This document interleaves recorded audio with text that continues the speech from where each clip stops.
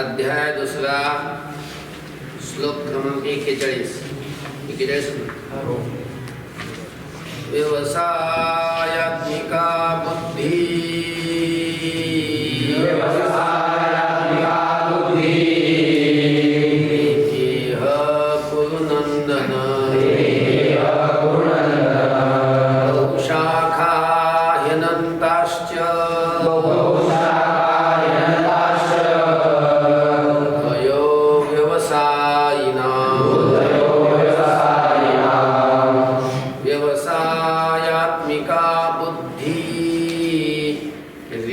इह कुरुनन्दन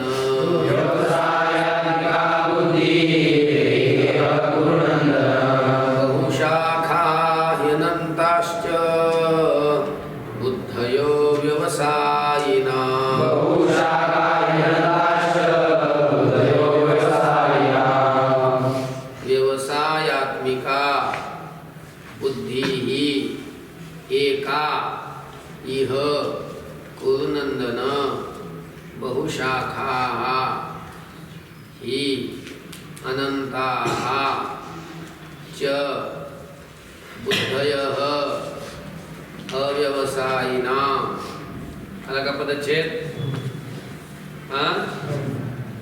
बघा भगवान अर्जुनाला आता बुद्धियोगाचं महत्व सांगू लागलेले. कशाचं? बुद्धियोगाचं. बुद्धियोग म्हणजे निष्काम कर्मयोग. त्याला इथं बुद्धियोग म्हणता. निष्काम कर्मयोग. या कर्मयोगाचं अशा प्रकारचं महत्व सांगू लागलेले. त्याचं थोडंसं जरी अनुष्ठान केलं तरी सुद्धा आपल्याला ते मोठ्या भीतीपासून काय करतं? अर्थ अशा प्रकारचं सांगितलं. आता म्हणतात कुरुनंदन. कुरुनंदन म्हणजे कुरुवंशाला आनंद देणाऱ्या अर्जुना. नंदन म्हणजे आनंद देणारा. आणि कुणाला आनंद देतो? कुरुवंशाला. कुरुवंशातल्या सर्व लोकांना अजून आनंद देत होता असा हे अर्जुन कुरुनंदन. इह म्हणजे या बुद्धियोगामध्ये म्हणजेच निष्काम कर्मयोगामध्ये व्यवसायात्मिका बुद्धी ही एका. व्यवसायात्मिका म्हणजे निश्चयात्मिका. व्यवसायात्मिका म्हणजे कशी? निश्चयात्मिका असणारी, स्थिर असणारी अशी जी बुद्धी आहे एका, ती कशी आहे? एकच अशा प्रकारची आहे. या निष्काम कर्मयोगामध्ये ही या ठिकाणी निश्चयात्मिका बुद्धी ही एकच आहे. विवेकी पुरुषांच्या ठिकाणी ही बुद्धी असते. कुणाच्या ठिकाणी? विवेकी पुरुषांच्या ठिकाणी. आणि ही त्या कर्माच्या ठिकाणी स्थिर असते, निश्चयात्मिका असते. आणि कर्माने एकदा चित्त शुद्ध झालं की मग ते आत्मस्वरूपाच्या ठिकाणी स्थिर होऊन जाते. अशी निश्चयात्मिका बुद्धी एकच आहे. कळलं? की ज्या बुद्धीला परमात्मा अवधी आहे. कोण आहे? परमात्मा अशा प्रकारचा अवधी आहे. अव्यवसायिनाम च घ्या मध्ये. च म्हणजे आणि अव्यवसायिनाम बुद्धयः. अव्यवसायिनाम म्हणजे अस्थिर चित्ताचे जे पुरुष आहे, ज्यांचा निश्चय राहत नाही, लगेच नष्ट होऊन जातो, असे जे पुरुष आहे, किंवा ज्यांचं चित्त स्थिर नाही असे जे अविवेकी पुरुष आहे, विचारहीन पुरुष आहेत, अशा पुरुषांच्या बुद्धयः बुद्ध्या बहुवचन आहे ना. बुद्ध्या कशा असतात? बहुशाखा, म्हणजे अनंत पुष्कळ शाखा असणाऱ्या. म्हणजे शाखा कळते का? म्हणजे फांद्या म्हणजे ज्यांच्या बुद्धीला अनेक अशा फाटी फुटलेली असतात. अशी निश्चयात्मक बुद्धी नसते, त्यांच्या बुद्धीमध्ये अनेक फाटे फुटलेले असतात. आणि अनंत, आणि ती बुद्धी अनंत प्रकारची असते. कळलं का? अनंत असतात आणि अनेक प्रकारच्या त्याला फाटे फुटलेले असतात. अशा त्यांच्या बुद्धी असतात. कुणाच्या? अविवेकी पुरुषांच्या, अस्थिर चित्त असणाऱ्या पुरुषांच्या. ह्या बुद्ध्या कशा असतात? अनेक फाटे असलेल्या आणि अनंत असतात बुद्ध्या त्यांच्या. एक बुद्धी नसते त्यांची. परंतु जे विवेकी पुरुष असतात, अशा विवेकी पुरुषांची या कर्मयोगामध्ये जी बुद्धी असते ती कशी असते? निश्चयात्मिका बुद्धी. ती एकच प्रकारची असते, तिच्यामध्ये भेद नसतो. कळलं का? आता 42वा आणि 43वा श्लोक जो आहे ना, तो एकत्र घेऊ आपण, त्याचा अंत आहे. दोन्ही श्लोक एकदाच वाचून घेतो, पदच्छेद सांगतो, अन्वयार्थ सांगतो. यामिमां पुष्पितां वाचं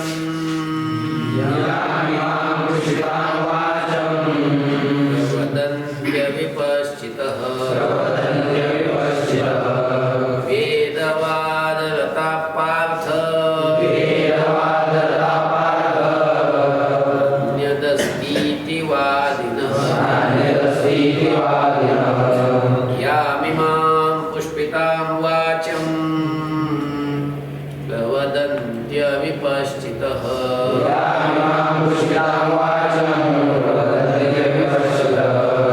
वेदवादरता पार्थ नान्यदस्तीति वादिनः.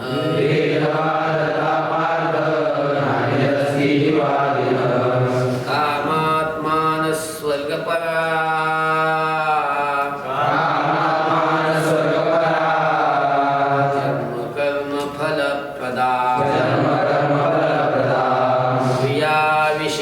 बहुला भोगैश्वर्य गतिं प्रति कामात्मानः स्वर्गपरा जन्म कर्म फलप्रदा.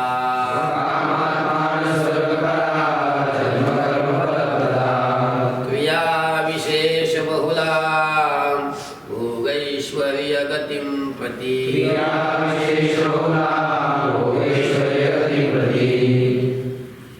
कामात्मानः स्वर्गपराः. वरचं राहिलं की 42वा श्लोक पहा. यामिमां पुष्पितां वाचं प्रवदन्ति अविपश्चितः वेदवादरताः पार्थ न अन्यत् अस्ति इति वादिनः. कामात्मानः. पुढचा श्लोकाचा सांगेल. कामात्मानः स्वर्गपराः जन्म कर्म फलप्रदां क्रियाविशेषबहुलां भोगैश्वर्य गतिं प्रति. हा पदच्छेद सांगितला. आलं? आता सुरुवात करायची 43व्या श्लोकातल्या शब्दापासून. कामात्मानः. काम शब्दाचा अर्थ आहे भोग. काम म्हणजे काय? भोग. आणि भोगालाच श्रेष्ठ मानणारे, भोगामध्येच आसक्त असणारे, काय भोगामध्येच आसक्त जे लोक असतात असे त्यांना म्हणतात कामात्मानः. त्यांना काय म्हणतात? कामात्मानः. भोगामध्येच रत असलेले, भोगामध्ये आसक्त असलेले असे ते कामात्मानः. अजून वेदवादरताः. पार्थ सुरुवातीला घ्या सगळ्याच्या अगोदर. पार्थ हे अर्जुना, कामात्मानः म्हणजे भोगामध्ये आसक्त असलेले, वेदवादरताः. वेदवाद इकडे बघा. वेदांनी यज्ञ करायला सांगितलेलं आहे, मग कर्म करायला सांगितलेलं आहे, मग त्या कर्माचं फल सांगितलेलं आहे, मग ते त्याचं वर्णन केलेलं असतं. असं असं कर्म केल्यानंतर असं असं फल प्राप्त होईल, मग त्या फलाचं वर्णन केलेलं असतं. मग असे वेदात जे वचन आहेत की जे कर्मफलाचं वर्णन करतात, लक्षामध्ये कर्मफलाचं स्तुती वाचक जे वचनं असतात, अशा वचनामध्येच जे रत आहे त्यांना म्हणतात वेदवाद रताः. त्यांना काय म्हणतात? म्हणजे वेदामध्ये फक्त कर्म सांगितले, कर्माचं फलच फक्त सांगितलं असं काय? वेदामध्ये सगळंच सांगितलंय. त्याच्यामध्ये उपासना पण सांगितली, उपासनेची फलं सांगितली, ज्ञान सांगितलंय, ज्ञानाचं वर्णन आहे, मोक्षाचं वर्णन सगळंच आहे. पण हे लोक आहेत ना कर्मकांडी लोक, कर्मकांडी लोकांना बाकीचं काही नाही. त्यांनी फक्त तेवढं झालेलं असते, काय कर्म करायचं आणि कर्म करून ते फल प्राप्त करून घ्यायचे स्वर्गात, काय लक्षामध्ये. आणि ते त्याचंच वर्णन करीत असतात सारखं. हे वेदात आलेले जे कर्म प्रतिपादन करणारे वाक्य, त्या कर्माचं फल प्रतिपादन करणारे जे वाक्य, अशा त्या वाक्यामध्ये जे रत असतात, रमलेले असतात, लक्षामध्ये त्यांना म्हणतात वेदवाद रताः. लक्षामध्ये वेदाची जी वचनं, पण कसली वचनं? कर्म प्रतिपादक आणि कर्मफलाचं, कर्माचं फल प्रतिपादक, कर्मफलाची स्तुती प्रतिपादक असे जे वचनं आहेत, अशा त्या वचनामध्ये रत असलेले, लक्षामध्ये त्यांना काय म्हणतात? वेदवाद रताः. स्वर्गपराः. स्वर्गपराः म्हणजे स्वर्ग हाच सर्वात श्रेष्ठ आहे. स्वर्गातले जे भोग आहेत, दिव्य भोग, तेच सर्वश्रेष्ठ आहेत. त्याच्यापेक्षा दुसरं सर्वश्रेष्ठ काहीच नाही, अशी ज्यांची मान्यता आहे अशा लोकांना म्हणतात स्वर्गपराः. कोणत्या लोकांना स्वर्गपराः म्हणतात? स्वर्गच श्रेष्ठ आहे, स्वर्गापेक्षा दुसरं काही श्रेष्ठ नाही, अशी ज्यांची मान्यता आहे अशा लोकांना काय म्हणतात? स्वर्गपराः असे ते लोक. आणि अन्यत न अस्ति इति वादिनं, स्वर्गापेक्षा दुसरं श्रेष्ठ काहीच नाही इति वादिनं असं म्हणणारे, आलं असं म्हणतात सुद्धा ते. स्वर्गापेक्षा श्रेष्ठ जगात दुसरं काहीच नाही, अन्यत न अस्ति, दुसरं काही नाही म्हणजे दुसरं काही श्रेष्ठ नाही, इति वादिनं असं म्हणणारे, असं बोलणारे. अविपश्चित म्हणजे अविवेकी, विवेकहीन असलेले, अजिबात ज्यांच्या बुद्धीत काही नाही, विवेक नाही, असे ते पुरुष या इमाम पुष्पिताम, ज्या ह्या पुष्पिताम, पुष्पिताम म्हणजे फुलांनी युक्त असलेले जे वृक्ष कसे असतात, सुंदर दिसतात का नाही लांबून बघितल्यावर. त्या झाडाला किंवा ज्या वेलीला फुलं आलेले, अशी ती वेल किंवा ते झाड बघितलं, ते तो वृक्ष पाहिला की सुंदर मनमोहक असतो तो, आहे का नाही, माणसाचं चित्त असं आकर्षित करतो. मग त्याप्रमाणे ज्यांची वचनं असतात, ज्यांचं बोलणं असतं, की आपल्या वचनाने, आपल्या बोलण्याने बाकीच्या लोकांचे चित्त आपल्याकडे आकर्षित करतात. कारण ते कर्म प्रतिपादक वचनं असतात, कर्माचं फल प्रतिपादक वचनं असतात. आणि स्वर्गातलं जे कर्मफल आहे, कर्माचं फल असतं तिथलं, स्वर्गातले भोग, त्या भोगाचं वर्णन करत असतात. त्यामुळं त्यांची जी वाणी असते बाकीच्या भोगासक्त पुरुषांना आपल्याकडे काय करत असते, अशी खिचित असते, आकर्षित करीत असते. म्हणून त्यांचं जे वचन आहे त्याला पुष्पिताम म्हटले. काय म्हटले? पुष्पिताम.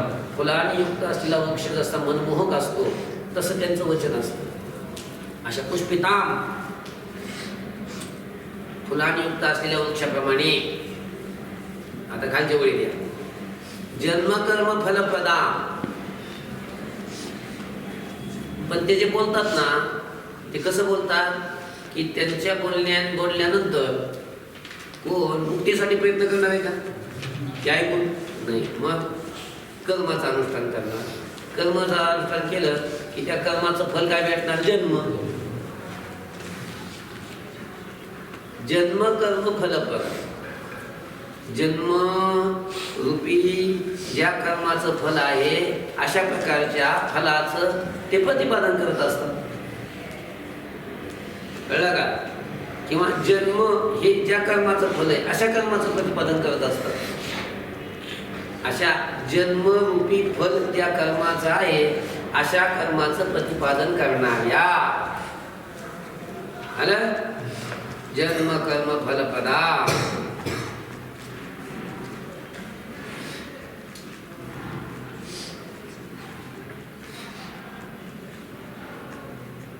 भोगैश्वर्य गतिं प्रति क्रिया विशेष बहुला. भोग आणि ऐश्वर्य यांच्यासाठी म्हणजे भोग प्राप्त व्हावेत, ऐश्वर्य प्राप्त व्हावं याच्यासाठी क्रिया विशेष बहुला, पुष्कळ अशा प्रकारच्या विशेष विशेष क्रिया प्रतिपादन करणारी किंवा पुष्कळ प्रकारच्या अशा प्रकारच्या ह्या क्रिया ज्याच्यामध्ये सांगितलेल्या आहेत अशा वाचन प्रवदंती, अशा वाणीला ते काय करतात? बोलत राहतात. म्हणजे अशी वाणी बोलतात. म्हणजे हे सगळे ते वाणीचे विशेष नाही. कुठून? मग वाणीचे विशेषण कोणते कोणते बघा. बघा, पुष्पिताम, जन्मकर्म फलप्रदाम, भोगैश्वर्य गतिं प्रतिक्रिया विशेष बहुलाम. हे विशेषण कशाचं आहे? वाणीचं विशेषण. आणि ते पहिलं जे विशेषण आहे का नाही ते एक शब्द पकडायचा, कोणता? अविपश्चित. दिसला का? ते अविपश्चित म्हणजे विवेकहीन पुरुष, विचाररहित पुरुष. मग त्याचेही विशेषण आहेत बाकीचे सगळे. कोणते? कामात्मानः, वेदवादरतः, स्वर्गपराः, अन्यज्ञ स्थितिवादिनः. हे सगळे ते अविपश्चिताचे विशेषण आहे. म्हणजे कर्ता आहे तो अविपश्चित आणि कर्म आहे वाच्यम म्हणजे अविवेकी बोलतो. मग अशी वाणी बोलतो. काय बोलतो? दोन शब्द हे काय थोडासा श्लोकात गोंधळ आहे, लक्षात येत नाही लोक.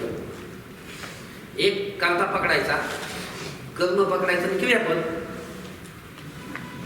बरोबर आहे की नाही? कर्ता कोण पकडायचा? अविपश्चित. कर्म पकडायचं वाचन आणि क्रियापद एवढंच आहे, प्रवदंती. म्हणजे अविवेकी पुरुष बोलतात आणि अशी वाणी बोलतात असं एवढंच वाक्य आहे. फक्त त्यात विशेषण जास्त घातले. अविवेकी पुरुष बोलतो. मग अविवेकी म्हणजे कोणता अविवेकी पुरुष? मग त्या अविवेकी पुरुषाचं वर्णन म्हणजे त्याचे विशेष नाही. ते कोणते? कामात्मानः, भोगामध्ये आसक्त असलेले. पुन्हा वेदवादरतः, वेद म्हणजे कर्म, फल आणि कर्माचं साधन. हे वेदामध्ये ज्या वचनाने वर्णन केलेलं आहे असे वेदाची जी वचनं त्या वेदाच्या वचनामध्ये जे रत आहेत किंवा आसक्त आहेत असे असलेले पुरुष त्यांना काय म्हणायचं? वेदवादरतः. म्हणजे हे वेदवादरतः सुद्धा त्या अविपश्चित याचंच विशेषण आहे. आलं? अजून स्वर्गपराः, स्वर्ग हे हाच सर्वश्रेष्ठ आहे अशी ज्यांची मान्यता आहे असे ते अविपश्चित, असे ते अविवेकी पुरुष. आलं लक्षामध्ये? अजून अन्यज्ञ स्थितिवादिनः म्हणजे स्वर्गापेक्षा श्रेष्ठ दुसरं जगात काहीच नाही असं म्हणणारे असे कोण? अविपश्चित, असे ते अविवेकी पुरुष. म्हणजे हे एवढे विशेषण दिलेत कुणाचे? ते अविवेकी पुरुषाचे. म्हणजे हा कर्ता आहे. हा कोण आहे? कर्ता.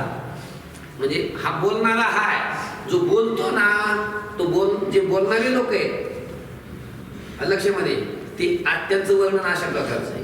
म्हणजे त्या कर्त्याचं वर्णन एवढं आहे लक्षामध्ये. आता ते प्रवदंती कोणती क्रिया करतात? हे आता कर्ता हे झाला, ही कोणती क्रिया करायला लागली? बोलण्याची क्रिया करायला लागली. मग हे जे बोलतात काय बोलतात? वाचम प्रवदंती. वाचम हे झालं कर्म, वाणी बोलतात.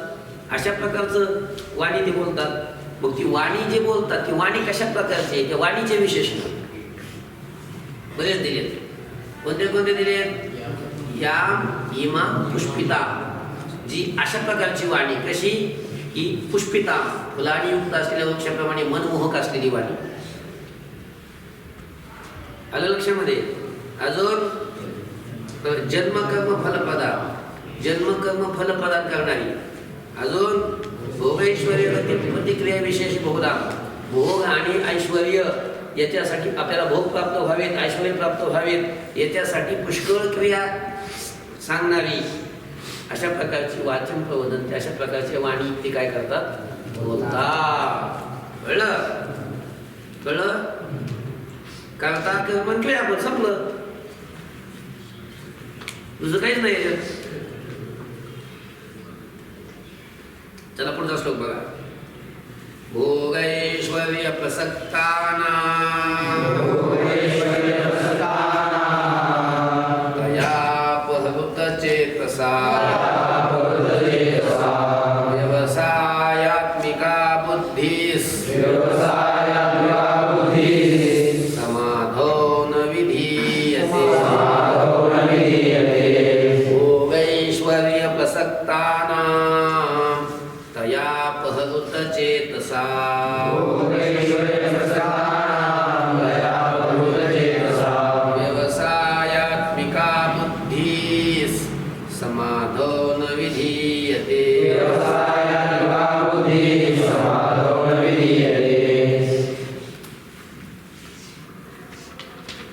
भोगैश्वर्य प्रसक्तानां तयापहृत चेतसा व्यवसायात्मिका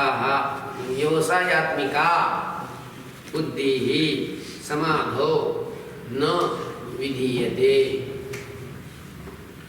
आता बघा, भोगैश्वर्य प्रसक्तानां, भोग आणि ऐश्वर्य यांच्या ठिकाणी आसक्त असलेल्या लोकांची बुद्धी कशी आहे त्याचं वर्णन सांगतो लागले. बघा, भोग आणि ऐश्वर्य यांच्या ठिकाणी आसक्त असलेले जे लोक, त्यांची बुद्धी कशी असते त्या बुद्धीचं वर्णन आहे. आलं लक्षामध्ये. अजून कसे, तयापहृत चेतसा, म्हणजे बघा तयापहृत चेतसा वाटलं तर अगोदर घ्या. तयापहृत चेतसा, तया म्हणजे त्या वाणीनं ज्यांचं चित्त काय केलंय, आपल्याकडं आकर्षण केलेलं आहे, असे जे लोक आहेत, म्हणजे त्यांची बुद्धी, म्हणजे ज्यांचं चित्त त्या वाणीनं काय झालंय, त्यांच्याकडे आकर्षित झालंय. कोणत्या वाणीनं? वर ते अविवेकी लोक, वेदवादरता असलेले, स्वर्गपदा असलेले लोक ते बोलतात ना, कशी पुष्पिता वाणी, पुष्पिता अशा प्रकारची वाणी बोलतात, मनमोहक वाणी बोलतात, हे की नाही. आणि भोग ऐश्वर्याच्या प्राप्तीसाठी पुष्कळ प्रकारच्या क्रिया ज्या सांगतात आहे ना. मग बघा आता मग हे असं जे बोलतात, मग त्या वाणीनं माणसाचे चित्त तिकडे आकर्षित होतात का नाही. मग त्या वाणीनं ज्यांचे चित्त आकर्षित झालेले आहेत अशा, आणि भोगैश्वर्य प्रसक्ताना, भोग आणि ऐश्वर्याच्या ठिकाणी आसक्त ज्यांची बुद्धी आहे अशा लोकांची, बघा भोगैश्वर्यामध्ये आसक्त झालेल्या लोकांची बुद्धी कशी असते, तर समाधो व्यवसायात्मिका बुद्धी न विधीयते. समाधो म्हणजे अंतःकरणामध्ये,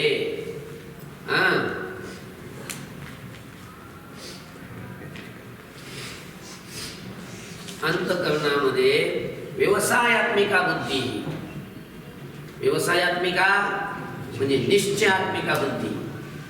निश्चयात्मिका बुद्धी ही न विधीयते, म्हणजे निश्चयात्मक त्यांची बुद्धी नसते. अंतःकरणाच्या ठिकाणी, अंतःकरणामध्ये त्यांची निश्चयात्मक बुद्धी नसते, म्हणजे त्यांची बुद्धी स्थिर नसते. निश्चयात्मिका म्हणजे स्थिर असलेली. लक्षामध्ये त्यांची बुद्धी राहत नाही, किंवा त्यांच्या अंतःकरणामध्ये स्थिर बुद्धी उत्पन्न होत नाही, निर्माणच होत नाही त्यांची स्थिर बुद्धी. आलं अजून सांगायचं का, काय गरज नाही. तयापहृत चेतसा भोगैश्वर्य प्रसक्तानां, त्या वाणीनं ज्यांचे चित्त अपहरण केलेले आहेत किंवा झालेले आहेत, आणि भोग ऐश्वर्याच्या ठिकाणी आसक्त असलेल्या लोकांची समाध व्यवसायात्मिका बुद्धी न विधीयते. समाध म्हणजे अंतःकरणामध्ये व्यवसायात्मिका बुद्धी ही उत्पन्न होत नाही किंवा तिथं असत नाही. लक्षामध्ये असा या श्लोकाचा अर्थ आहे. समाधव या शब्दाचा अर्थ अंतःकरणामध्ये असा केला किंवा समाधव या शब्दाचा अर्थ असा घ्यायचा. समाधव म्हणजे समाधीमध्ये, समाधीमध्ये त्यांची काय होत नाही, बुद्धी स्थिर होत नाही, त्याची निश्चयात्मिका बुद्धी तिथे उत्पन्न होत नाही. म्हणजे त्यांची बुद्धी आत्मस्वरूपाच्या ठिकाणी स्थिर होतच नाही असा अर्थ. त्रैगुण्य विषया वेदा,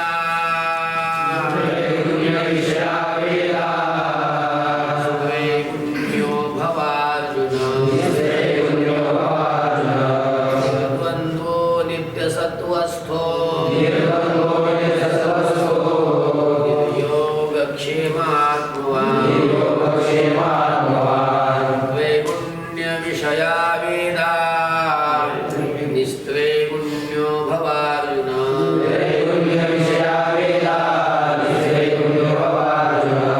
द्वन्द्वो नित्यसत्त्वस्थो, निर्योगक्षेमात्मवान्.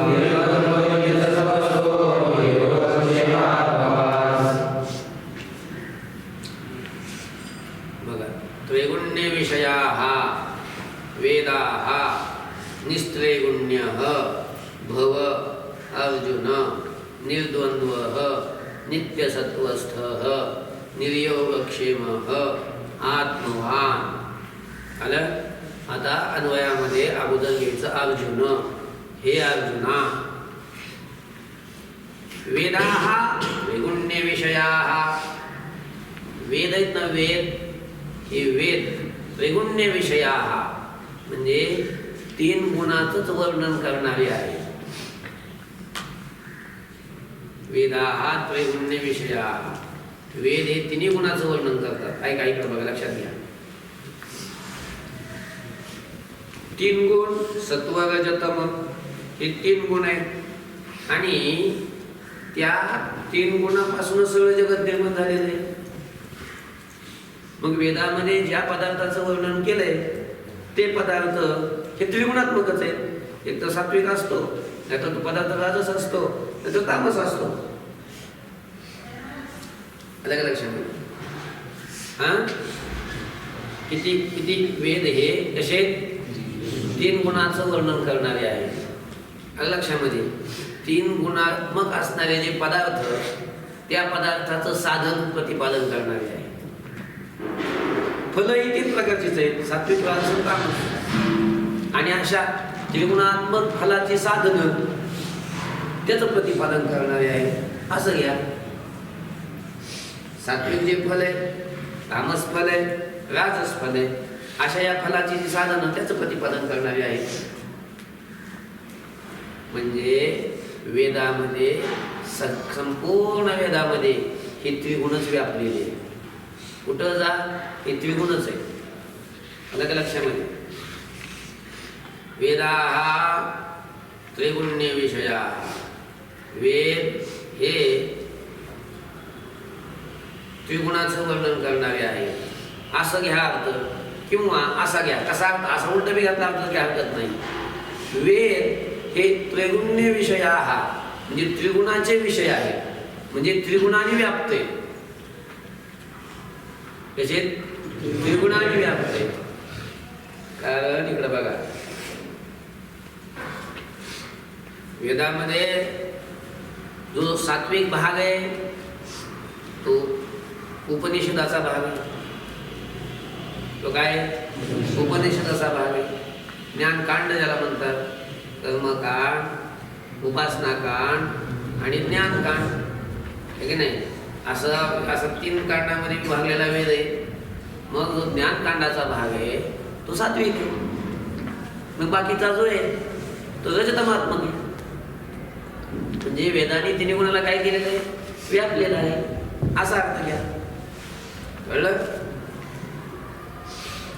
वेद हे त्रिगुणाने व्यापलेले आहेत असा अर्थ घ्या. अर्जुन, तू निस्त्रैगुण्यः भव, तू त्रिगुण रहित हो, तू गुणातीत हो.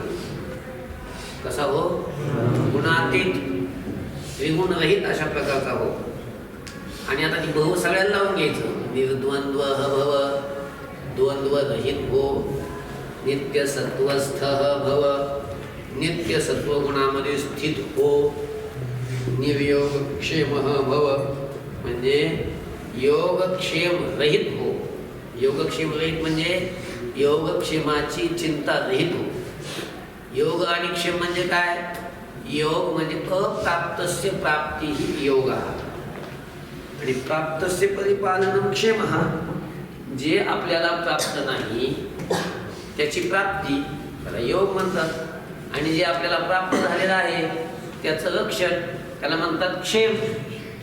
मग आपल्याला चिंता असते का नाही? प्रत्येकाला कशाची चिंता असते? जे आपल्याला प्राप्त नाही ते प्राप्त व्हावं, कसं प्राप्त होईल याची चिंता असते, आहे की नाही? आणि जे प्राप्त झालंय त्याचं रक्षण कसं होईल, ते नष्ट नाही झालं पाहिजे, आपल्यापासून दूर नाही गेलं पाहिजे याची पण चिंता असते. याला क्षेम म्हणतात.